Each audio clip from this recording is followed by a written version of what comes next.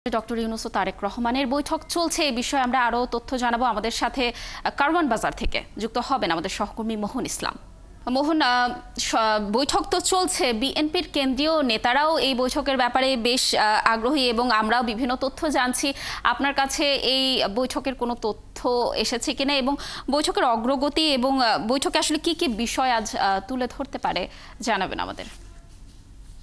লাবণী, আপনি জানেন যে ইতিমধ্যে বাংলাদেশের যে একটি ঐতিহাসিক বৈঠক, সেই বৈঠকটি শুরু হয়েছে লন্ডনে। জানিয়ে বাংলাদেশের মানুষের যেমন আগ্রহ রয়েছে ঠিক তেমনই আগ্রহ রয়েছে সারা বিশ্বের, বিশেষ করে আপনি আমাদের পার্শ্ববর্তী দেশ থেকে শুরু করে পশ্চিমের যে দেশগুলো রয়েছে সবারই কিন্তু এই বৈঠকের দিকে আগ্রহ। কারণ আপনি জানেন যে বাংলাদেশের প্রধান উপদেষ্টা ডক্টর মোহাম্মদ ইউনূসের সাথে আজকে বৈঠক করছেন বাংলাদেশের বৃহৎ রাজনৈতিক দলের যে দ্বিতীয় শীর্ষ নেতা, ভারপ্রাপ্ত চেয়ারম্যান তারেক রহমান, বিএনপির যিনি। এবং আসলে ধরা হচ্ছে যে বাংলাদেশে এখন একটি দলের সব থেকে সর্ববৃহৎ এবং আগামীর যে নির্বাচন, প্রস্তাবিত যে নির্বাচন রয়েছে ত্রয়োদশ জাতীয় সংসদ নির্বাচন, সেই নির্বাচনে এই দলটির ইম্প্যাক্টই সব থেকে বেশি থাকবে বলে কিন্তু ধারণা করা হয়।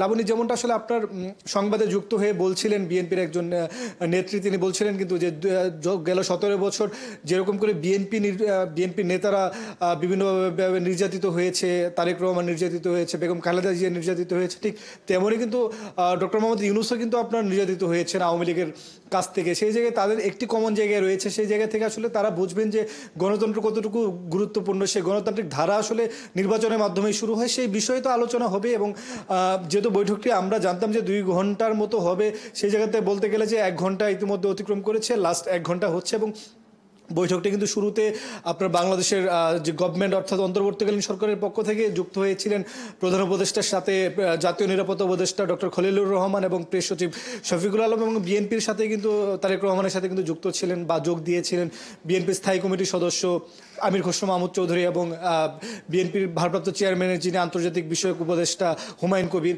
বৈঠকে আসলে তো নানা বিষয়ে কথা হবে, এজেন্ডা যেহেতু নির্দিষ্ট নয়। এবং আমরা যতটুকু জানি যে 2 নেতা অর্থাৎ প্রফেসর মোহাম্মদ ইউনূস এবং তারেক রহমান কিন্তু 1-to-1 কথা বলবেন। এটা হয়তো আরও দীর্ঘ সময় কথা বলতে পারেন। 2 ঘন্টা যে বৈঠক চলমান থাকবে, এর মধ্যে কিন্তু বিএনপির শীর্ষস্থানীয় নেতারাও কিন্তু বিভিন্নভাবে তাদের কথা জানাচ্ছেন বা কথা বলছেন। সেই বিষয়ে খবর রাখছেন আমাদের সহকর্মী শফিকুল হক। আমরা তার সাথে কথা বলবো, তার থেকেও জানবো যে আসলে বিএনপি এই বৈঠক নিয়ে বিএনপির আশা কি বা সামনের দিনগুলোতে কি আসতে পারে। শফিক, একটু বলবেন যে বিএনপির এই বৈঠকটি আসলে সরকারের তরফ থেকে ইনিশিয়েটিভ নেওয়া হলে বিএনপি এই বৈঠকটি খুবই ইতিবাচকভাবে নিচ্ছেন এবং আমরা যতটুকু জানেন যে 3টি বিষয়ে তারা গুরুত্ব দিচ্ছে। আপনিও নিশ্চয়ই খবর রাখছেন, আপনি একটু যদি বলেন সেই 3টি বিষয় কি হতে পারে এবং সেই বৈঠক থেকে বিএনপির আউটকাম কি পেতে পারে, যে আউটকামের মাধ্যমে যে রাজনৈতিক যে বর্তমান ক্রাইসিস মোমেন্ট কাটছে সেটা দেশের অতিক্রম হবে। মোহন, শুরুতে আপনাকে একটি বিষয় মনে করে দিতে চাই। 5 আগস্টে যখন ছাত্র জনতার গণঅভ্যুত্থানের পর ফ্যাসিস্ট শেখ হাসিনার সরকার যখন দেশ ছেড়ে পালিয়ে যায়, এর পরবর্তীতে অন্তর্বর্তী সরকার দায়িত্ব গ্রহণ করার পর থেকেই কিন্তু বিএনপি সহ যে অন্যান্য রাজনৈতিক দলগুলো রয়েছে শুরু থেকেই তারা বলে আসছিল যে তারা এই অন্তর্বর্তী সরকারকে সফল করতে চায় এবং তারা সব ধরনের সাহায্য সহযোগিতা অন্তর্বর্তী সরকারকে করবে, এরকম একটি মনোভাব নিয়ে কিন্তু তারা এগোচ্ছিল। তবে নির্বাচনের যে রোডম্যাপ, সেই রোডম্যাপের দাবি তারা বরাবরই করে আসছে চলমান যে সংকট, সেই সংকট নিরসনের জন্য। তবে সরকারের পক্ষ থেকে কিন্তু গেল 10 মাসে এই নির্বাচনের যে রোডম্যাপ সেটি নিয়ে আসলে স্পষ্ট অবস্থান ছিল না। তবে গেল ঈদুল আজহার আগে জাতির উদ্দেশ্যে দেওয়া ভাষণে অন্তর্বর্তী সরকারের প্রধান উপদেষ্টা ডক্টর মোহাম্মদ ইউনূস যখন আগামী জাতীয় সংসদ নির্বাচনের সম্ভাব্য সময়সীমা নির্ধারণ করে দেন, তার পরবর্তীতে কিন্তু আমরা দেখতে পেয়েছি যে বাংলাদেশের বর্তমানে যে বৃহৎ যে রাজনৈতিক দলটি রয়েছে বিএনপি কিন্তু সেই প্রধান উপদেষ্টার যেই নির্বাচনের যেই সময়ের যেই ঘোষণা, সেই ঘোষণাটি ভালোভাবে নেয়নি। তারা শুরু থেকেই বলে আসছিল যে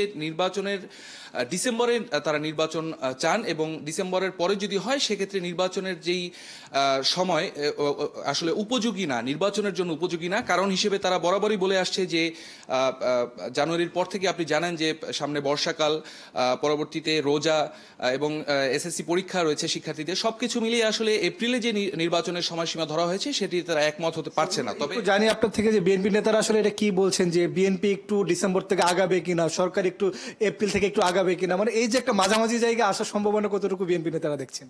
এটি আসলে আজকের বৈঠকের পরে হয়তো আনুষ্ঠানিকভাবে আমরা জানতে পারবো, তবে আমরা বিভিন্ন মাধ্যম থেকে জানতে পেরেছি যে বিএনপি বরাবরই ডিসেম্বরের কথা বললেও তারা যেহেতু সরকার এপ্রিলে নির্বাচনের সময়সীমা ঘোষণা করে দিয়েছে, সেক্ষেত্রে সরকারকে তারা একটি প্রস্তাবনা রাখবে যে সেই নির্বাচনটি আরেকটু এগিয়ে জানুয়ারির শেষের দিকে অথবা ফেব্রুয়ারিতে করা যায় কিনা, এরকম কথাবার্তা কিন্তু ধন্যবাদ আপনাকে। আরো আসলে সংস্কার সহ তিনজন উপদেষ্টার যে পদত্যাগের দাবি বিএনপি করছিলেন সেই বিষয়গুলো সামনে থাকবে বলে কিন্তু আমাদের সহকর্মী শফিকুল হক জানাচ্ছিলেন। মোটা থেকে বলতে গেলে বৈঠকটি চলছে, কানিজ লাবণী, সেই বৈঠকটি আরো 1 ঘন্টা ধরে চলতে পারে। বৈঠক শেষ হলে আমরা আরো বিস্তারিত আপনার মাধ্যমে আমাদের দর্শকদের জানাতে পারবো। মোহন ইসলাম এবং শফিকুল হক, আপনাদের দুজনকে অসংখ্য ধন্যবাদ আমাদের সাথে যুক্ত থাকার জন্য। আপনারা থাকুন, এই বৈঠকের তথ্য সংগ্রহ করতে থাকুন, আপনাদের মাধ্যমে নিশ্চয়ই আরো তথ্য আমরা দর্শকদেরকে জানাবো।